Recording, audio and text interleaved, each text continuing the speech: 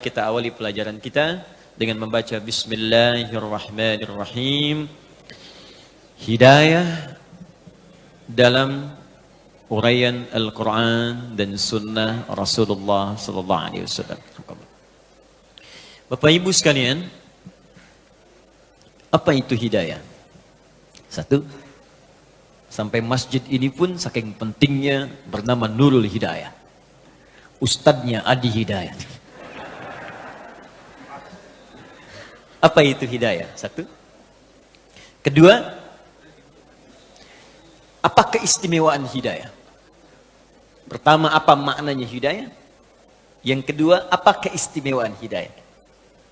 Yang ketiga, bagaimana cara kita mendapatkan hidayah itu? Tiga ini yang coba kita jawab di pertemuan pagi ini, dan mudah-mudahan bisa kita amalkan setelah pengajian ini insyaallah. Tidak cukup dengan amin, kita ngaji dulu. Hidayah setidaknya memiliki tiga makna utama. Saya ulang, setidaknya memiliki tiga makna utama. Satu, hidayah bisa berarti bimbingan Allah yang memudahkan seseorang untuk beribadah. Bimbingan Allah yang memudahkan seseorang untuk ibadah. Jadi kalau sudah mendapatkan hidayah ini, gampang, sholat gampang, enak. Bahkan sebelum waktu sholat sudah nanya, jam berapa sholatnya? Ini kan subuh baru selesai tadi. Ada orang baru subuh, udah nanya isya Pak. Padahal baru subuh, isya nanti jam berapa katanya.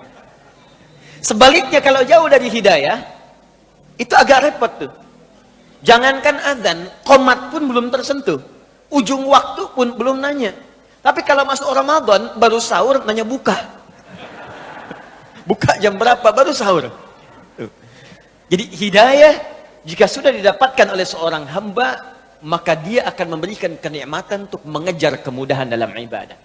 Karena itulah ketika Allah menyebutkan hidayah diberikan pada orang takwa, pertama kali kalimat hidayah ya disebutkan dalam Al-Quran, ketika diberikan pada orang takwa, ciri orang takwa itu gemar ibadah. Itu ada di Quran surah kedua Al-Baqarah ayat 2 sampai ayat 4 itu ya. Dzalikal kitabu la raiba fi hudal lil muttaqin. Hudan itu jamak hidayah. Ya, semua isi Al-Quran jangan diragukan kandungannya. Maka Allah akan berikan hidayah, petunjuk kepada orang-orang takwa. Jadi kalau sudah mendapatkan hidayah itu, apa yang dilakukan orang ini? Maka pertama dia akan gemar menunaikan ibadah. Alladzina yu'minuna bil ghaib wa yuqimunas shalah. Maka meningkat keimanannya, dengan meningkatnya iman itu dia rajin menunaikan salat. Wa mimma razaqnahum yunfiqun. Dia senang infak. Walladzina yu'minuna bima unzila ilaik. Dia senang berinteraksi dengan apa yang diturunkan pada Nabi Muhammad, Al-Quran.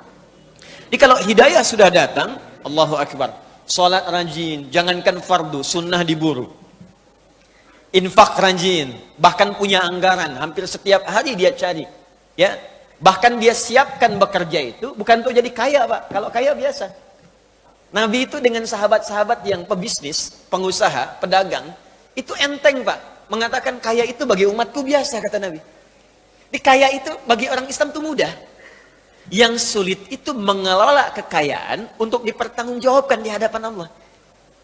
Makanya sahabat Nabi yang berdagang itu sukses semua. Tapi tahukah Anda, ternyata motivasi mereka menjadi kaya itu bukan untuk mengumpulkan harta, tapi supaya bisa beramal dengan harta itu. Makanya ketika ada menawarkan surga seluas langit dan bumi, dan amalan pertamanya itu bisa infak, semua orang pengen kaya supaya bisa infak. Quran surah ketiga ayat 133 sampai 134. Ya, lihat kalimatnya paling kanan sebelah atas di mushaf. Wasari'u ila maghfiratin min rabbikum wa jannatin 'arduha as-samawati wal ard u'iddat lil muttaqin. Bergegaslah Anda istighfar, koreksi diri. Jangan-jangan selama ini salah langkah.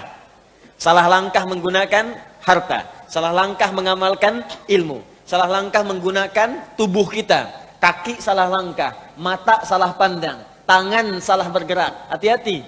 Ya, keluar masjid salah pakai sendal. Awas, hati-hati. Mata salah lihat. Istri di bawah, yang dilihat istri orang. Ya, hati-hati. Salah, banyak yang salah. Kata Allah, koreksi diri sebelum tiba waktunya pulang. Dan berharaplah punya cita-cita saat pulang nanti, punya tempat yang bagus. Anda di dunia punya harapan, nanti saya kerja, beli rumah begini, punya mobil sekian, pakaian bagus. Itu kan semua kita tinggalkan. Makanya saat seorang meninggalkan dunia, meninggal dia, kalimatnya telah meninggal dunia. Artinya semua yang melekat pada tubuh dia itu ditinggalkan.